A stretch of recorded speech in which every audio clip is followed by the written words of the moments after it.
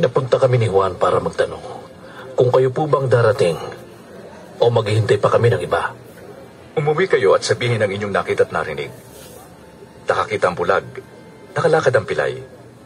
Mapalad ang taong hindi nag-aalinlangan sa akin.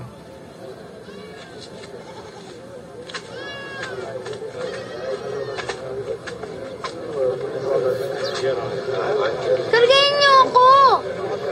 Dito ka sa balikat ko. Yan, ako. Nakikita mo na ba? Nakikita ko na si Jesus! May magsasaka na naghasik ng binhi. Sa kanyang paghasik, may mga binhing nalaglag sa tabi ng daan.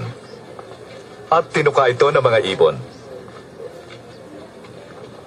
May mga nalaglag sa batuhan. At nang sumibol, natuyo agad dahil sa kawalan ng tubig.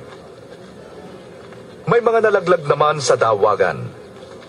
At nadaig ang mga binhing tumubo at nasakal ito. May mga nalaglag sa mabuting lupa. Tumubo ito at nagbunga ng tigi-100.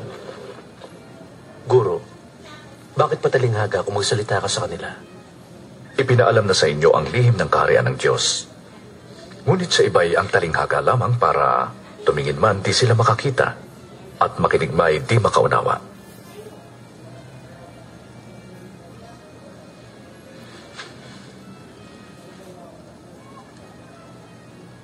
Ito ang ibig sabihin ng talinghaga.